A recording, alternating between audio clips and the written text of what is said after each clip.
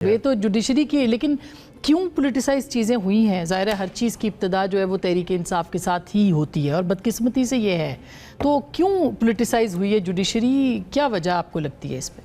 دیکھیں، بہت شکریہ آسما، آپ نے موقع دیا۔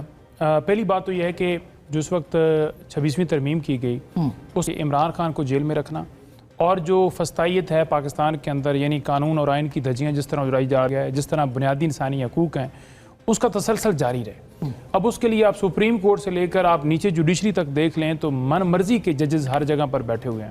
یعنی جہاں پر آپ اسلام آباد ہائی کورٹ کے اگر آپ طرف آ جائیں تو وہاں پر جو اس وقت لیڈ کر رہے ہیں، یعنی چیف صاحب ہوں یا ان کے ساتھی کوئی اور ہوں، یہ تو آپ کا الزام ہے، انہی کے پاس ہی تمام عمران خان صاحب کے کیسز لگیں گے، اور وہ آپ دیکھ لیں، اور وہی ان کیسز کے اندر رکاوٹ بھی بنے ہوئے ہیں۔ القادر ٹرسٹ کیس آپ دیکھ لیں، وہ اس وقت تک نہیں لگے گا جب تک توشہ خانہ 2 کیس کے اندر سزا نہیں ہو جائے گی۔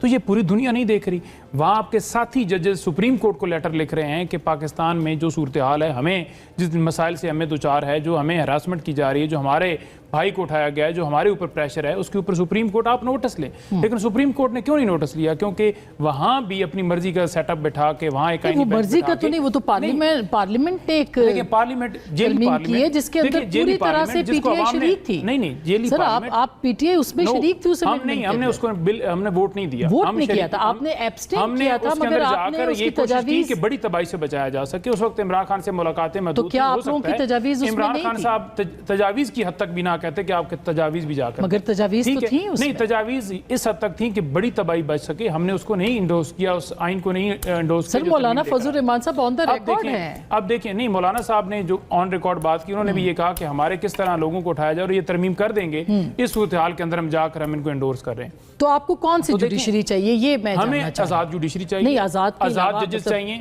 ہمیں ایسے ججز چاہیے جو اگر فارم 45 منگوا رہے ہیں تو آپ ان کو دھمکا رہے ہیں۔ یہ جسٹس طارق جہانگیری کا معاملہ ہی وہاں سے شروع ہوا کہ جب انہوں نے اسلام آباد کے 3 حلقوں کی بات کی تو ان کے خلاف درخواست آ گئی۔ یعنی جب وہ وکیل بنے تب کوئی اعتراض نہیں تھا کیونکہ جیلی ڈگری ہے، جب وہ ڈپٹی پراسیکیوٹر بنے تب کوئی اعتراض نہیں تھا، جب وہ ڈپٹی اٹارنی جنرل بنے تب کوئی اعتراض نہیں تھا، جب وہ جج بن گئے تب بھی ڈگری کا کوئی اعتراض نہیں تھا، جب انہوں نے فارم 47 منگوایا آپ سے 3 حلقوں کے تو فوراً اعتراض آ گیا۔